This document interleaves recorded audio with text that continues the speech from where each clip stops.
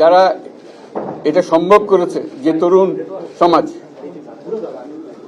তাদের প্রতি আমি আবার সমস্ত প্রশংসা এবং কৃতজ্ঞতা জানাচ্ছি তাদেরকে। তারা আমার পাশে আছে। এরা এই দেশকে রক্ষা করেছে, এই দেশকে নতুনভাবে পুনর্জন্ম দিয়েছে এবং এই পুনর্জন্মে যে বাংলাদেশ পেলাম, সে বাংলাদেশ যেন অত্যন্ত দ্রুত গতিতে এগিয়ে চলতে পারে, সেটাই হলো আমাদের শপথ। সেটা আমরা রক্ষা করতে চাই, এগিয়ে যেতে চাই। আজকে আবু সাঈদের কথা মনে পড়ছে আমাদের, যে আবু সাঈদের ছবি বাংলাদেশের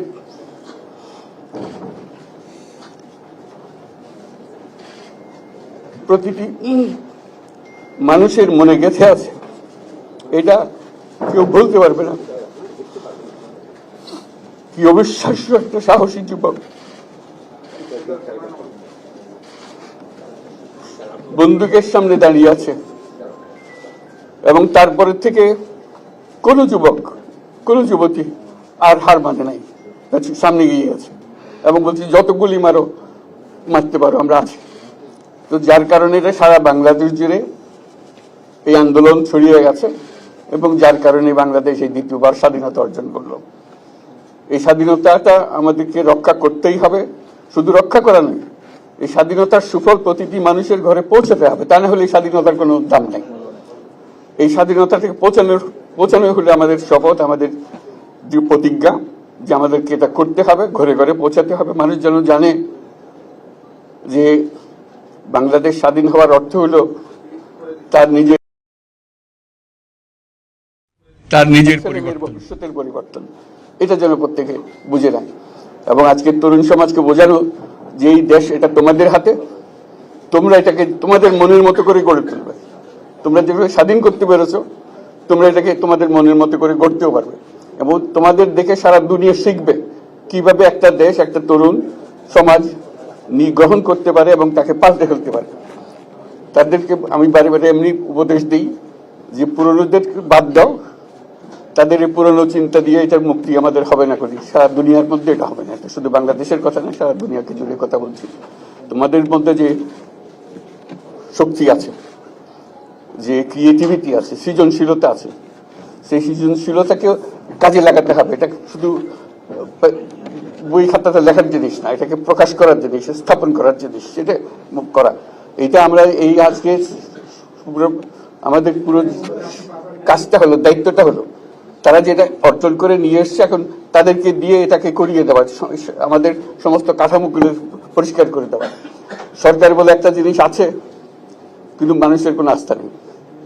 মানুষ মনে করে সরকার একটা দমন পীড়নের একটা যন্ত্র, যেখানে পায়, যেখানে সুযোগ পায় তার একটা কষ্ট দেওয়া, তার থেকে নিংড়ে দেওয়া, যে সকল স্তরে। এটা হলো তার থেকে কেমন ভাবে সামাল দিতে হবে, তাকে একটা ভয়ের একটা জিনিস, তাকে সামাল দিয়ে চলা, এটা হলো সরকার। এটা সরকার হতে পারে না। সরকারকে দেখে মানুষের বুক ফুলে উঠবে যে আমাকে সাহায্য করবে, আমাকে রক্ষা করবে, আমার সরকার আমার জন্য দাঁড়াবে। সরকার তার জন্য দাঁড়ায় না কোনো সময়। যে সরকার হবে, সেই সরকার মানুষকে রক্ষা করবে, মানুষের আস্থাভাজন হবে। কেউ জোর করে তাকে বলার ভালো আছে এটা না। সে নিজে নিজে বিশ্বাস করবে, সরকারি লোক দেখলে বলবে আমার লোক, আমাকে রক্ষা করার লোক। সেই আস্থাটা আমাদেরকে ফিরিয়ে আনতে হবে মানুষের মনে, তাহলে মানুষও যোগ দেবে এটাকে। মানুষ এখন পিছিয়ে থাকে যে কিসের মধ্যে আমাদেরকে ঢুকিয়ে দিচ্ছে। আমরা যেন জানতে পারি যে এইটা আমরা সবাই মিলে আমরা অগ্রসর হতে পারি। একটা বড়, সারা বাংলাদেশ একটা বড় পরিবার, এই পরিবার আমরা একসঙ্গে চলতে চাই এবং আমাদের মধ্যে দ্বিধা দ্বন্দ্ব যা কিছু সরিয়ে ফেলতে চাই। যারা বিপথে গেছে তাদেরকে পথে আনতে চাই, যাতে করে একসঙ্গে আমরা কাজ করতে পারি। এর মধ্যে আমরা শুনলাম, আসার পথে শুনে আসছি যে এখানে আইন শৃঙ্খলার ব্যাঘাত হচ্ছে, মানুষকে আক্রমণ করছে, ঘরবাড়ি জ্বালিয়ে দিচ্ছে, সম্পদ জ্বালিয়ে নষ্ট করছে, চুরি করছে, দিয়ে যাচ্ছে, অফিস আদালতে আক্রমণ করছে, সংখ্যালঘুদের উপর আক্রমণ করছে, হিন্দু, বৌদ্ধ, খ্রিস্টান, আহমদিয়া সবার উপর আক্রমণ করছে। এগুলো হলো ষড়যন্ত্রের অংশ। এগুলো আমাদের বিষয় না। আমাদের কাজ হলো এটাকে রক্ষা করা, সবাইকে রক্ষা করা, প্রতিটি মানুষকে, প্রতিটি মানুষ আমাদের ভাই, আমাদের বোন, তাদেরকে রক্ষা করা এবং আমাদের একটা শৃঙ্খলা ফিরিয়ে আসা। বিশৃঙ্খলা, সহিংসতা এগুলো হলো অগ্রগতির বড় শত্রু। আমাদের যে যাত্রা শুরু হলো, সেই যাত্রার শত্রু। কাজে এই শত্রুকে যাতে রোধ করা যায়, তাদেরকে বুঝিয়ে শুনিয়ে হোক, তাদেরকে আইন শৃঙ্খলার হাতে দিয়ে হোক, এটা বোঝাতে হবে। তাকে মেরে পেটে এটা ঠিক না, আইন শৃঙ্খলা নিজের হাতে ঠিক না। তাকে আমাদের আইন শৃঙ্খলা বাহিনী এমন হতে হবে, তাদের হাতে সুপর্দ করলে আমরা নিশ্চিন্ত থাকবে তার একটা বিহিত হবে। এমনগুলো আমরা হাতে দিয়ে দিলাম, 2 টাকা দিয়ে আবার ছেড়ে দিল, এটা যেন আবার না হয়। তা আমাদের সেই আস্থাটা আমাদেরকে আনতে হবে। কাজে আইন শৃঙ্খলা এখন আমাদের প্রথম কাজ। এই আইন শৃঙ্খলা ঠিক না হওয়া পর্যন্ত এটা আমরা অগ্রসর করার জন্য পদক্ষেপ নিতে পারবো না। আপনারা আমার উপরে আস্থা রেখে আমাকে জানিয়েছে, ছাত্ররা আমাকে আহ্বান দিয়েছে, সেটাতে আমি সাড়া দিয়েছি। দেশবাসীর কাছে আমার আবেদন, আপনারা যদি আমার উপরে বিশ্বাস রাখেন, আমার উপরে ভরসা রাখেন, তাহলে নিশ্চিত করেন যে দেশে কোনো জায়গায় কারো উপরে হামলা হবে না। এটা আমাদের প্রথম দায়িত্ব। এটা যদি আমি করতে না পারি, এটা আমার কথা যদি না শোনেন আপনারা, তাহলে আমার প্রয়োজন এখানে নাই। আমাকে বিদায় দেন, আমি আমার কাজে থাকি, সেখানে আমি ব্যস্ত থাকি। যদি আমাকে প্রয়োজন মনে করেন, তাহলে আমাকে প্রয়োজন মনে করলে আপনাদেরকে দেখাতে হবে যে আমার কথা আপনারা শোনেন।